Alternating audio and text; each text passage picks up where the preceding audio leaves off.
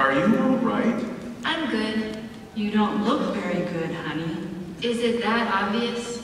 Does it have anything to do with Zach? What's going on, Lizzie? I wish I knew. Can we talk about it? Well, I never thought I'd feel like this. When Zach and his family moved into our congregation, I knew he wasn't baptized, but a few months ago he started calling and writing me. About what? Just little things. What he's doing, jokes, stuff like that. Pretty soon we were talking or texting every day, and it got more and more personal. Did he write dirty things? No, I would have stopped it. But we even talked about maybe getting married. Lizzie, that's basically dating, you know. Why didn't you tell us before? He kind of grew on me. It felt good to get all that attention. Before I knew it, I started feeling like I needed to be with him. Lizzie, both of you are still in the bloom of youth, the first rush of sexual attraction. Do you really think either of you is ready for marriage? Well, I suppose not. Honey, even if you were, what about Zach? Can you honestly see him as your spiritual head? Would he really take the lead spiritually in your family? If he's not ready for that, you just couldn't have a truly happy marriage. He's still not even baptized. He says he has to get ready for life in the real world first. I asked him if he really believes that this old world is passing away. Liz, you really need to keep praying about this. If Zach is so indecisive about his relationship with Jehovah, how can you be sure about his relationship with you? I know, but we're not supposed to be critical of people, are we? The time to keep your eyes open to a potential mate's faults is before marriage, not after. After marriage, you would have to live with him. Yes, dear. Shrewd is the girl who has seen the calamity and has concealed herself. But if after marriage you're supposed to be forgiving and overlook faults, why not before? I mean, if you love each other, can't you make it work? Sweetie, it's easier to make it work when you marry wisely. Zach's not baptized, but you are. You need to be honest with yourself about whether a relationship with him would make it easier or harder for you to serve Jehovah. And remember, getting physical makes it harder to be honest with yourself. When you start touching, you stop thinking. I know. Liz, in the end, you'll have to decide whom you will marry.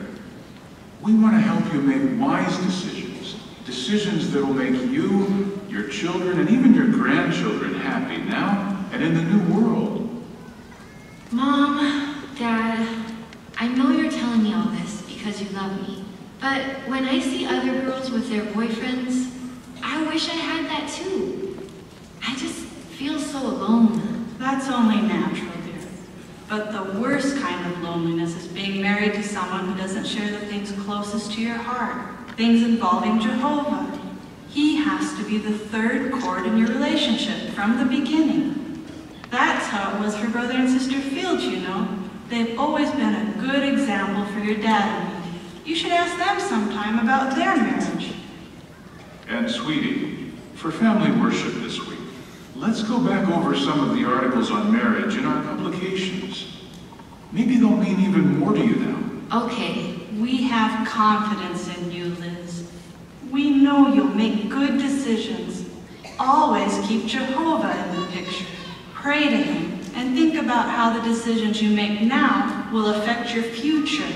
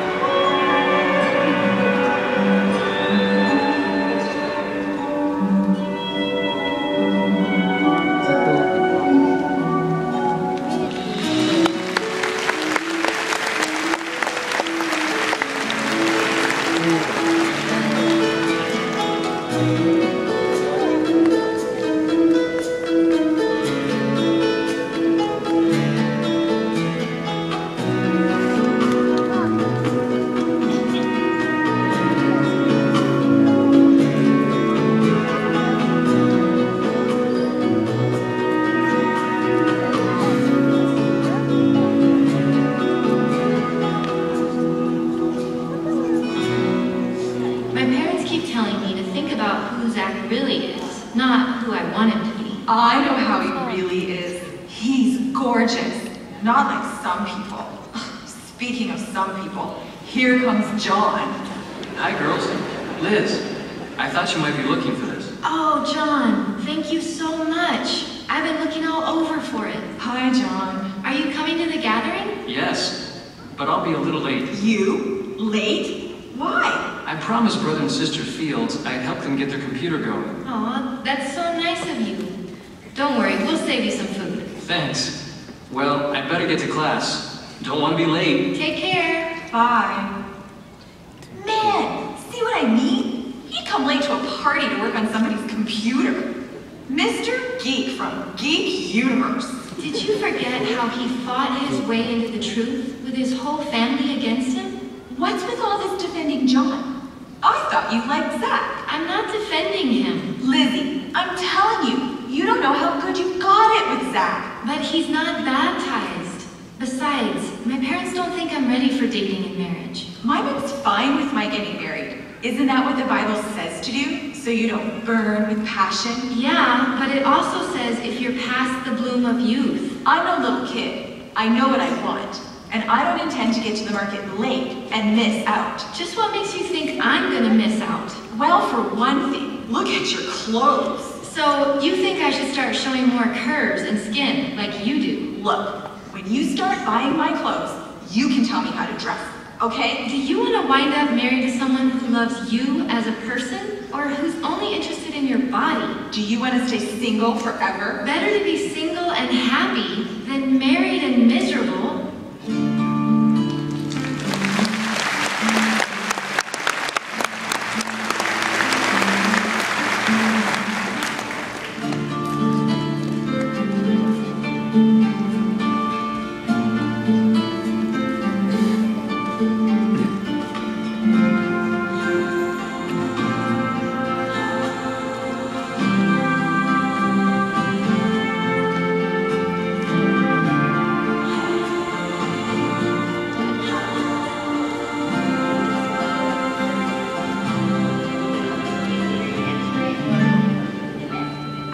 Dr. Burks?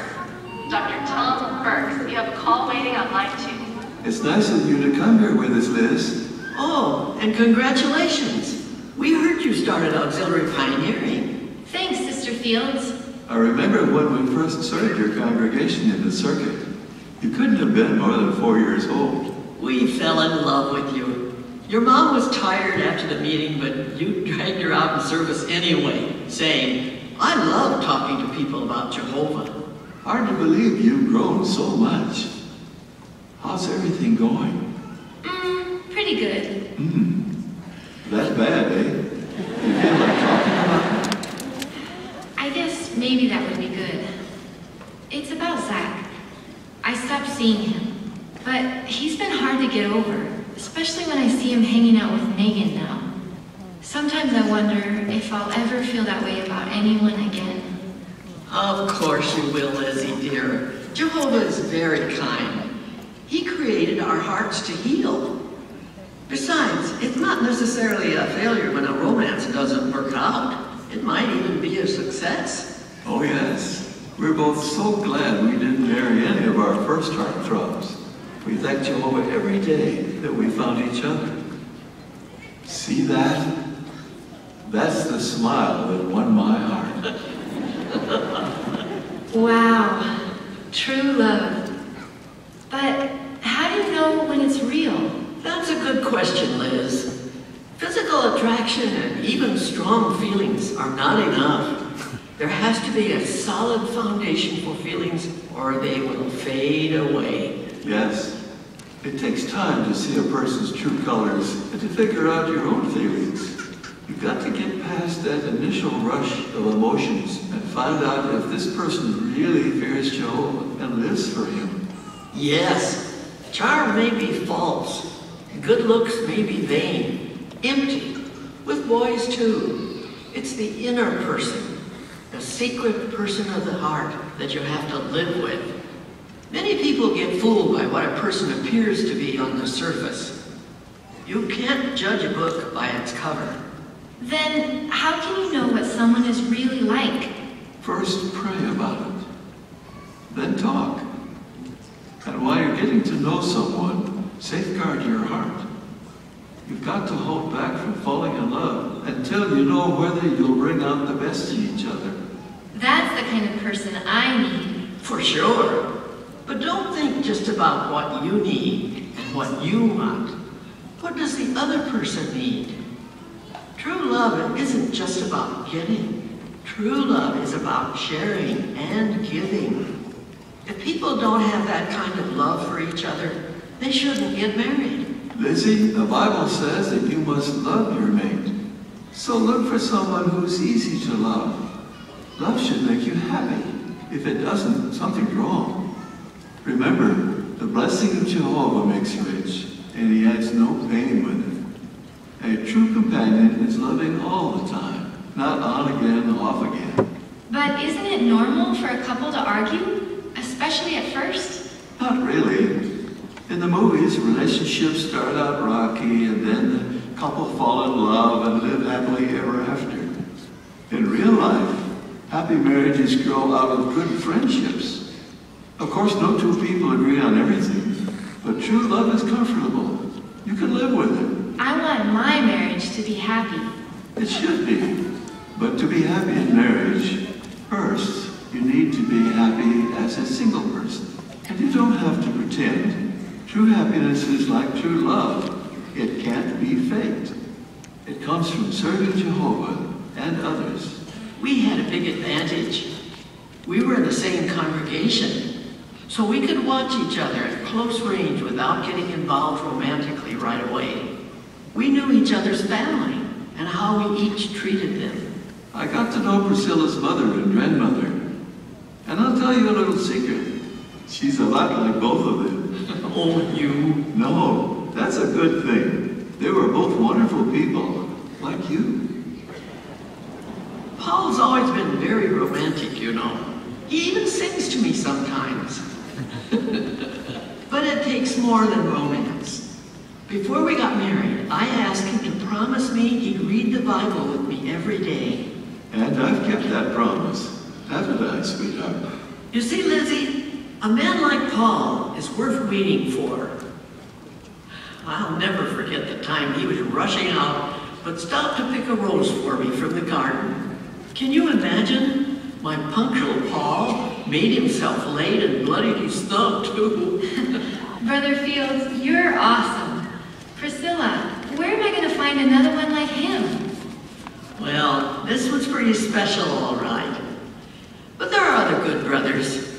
Nobody's perfect, of course, so there are no perfect marriages. But a marriage doesn't have to be perfect to be happy. I don't want to settle for just anybody. You shouldn't. Remember how much you love to talk to people about Jehovah. You need someone who will help you to do that, not hinder you. So pray, pray, pray, incessantly, and be patient. You never know what good things Jehovah will provide. You know Jack and Linda? Sure, you mean that nice pioneer couple from Northside. Well, they've just been accepted to attend a Bible school for Christian couples. That's great. I would love to do that. Priscilla Fields, the doctor will see you now. Oh, that's us. Liz, if you see John, would you please let him know where we went? He offered to run some errands for us. Sure. Thanks for coming, Lizzie. And please, stay happy. I will. Amém.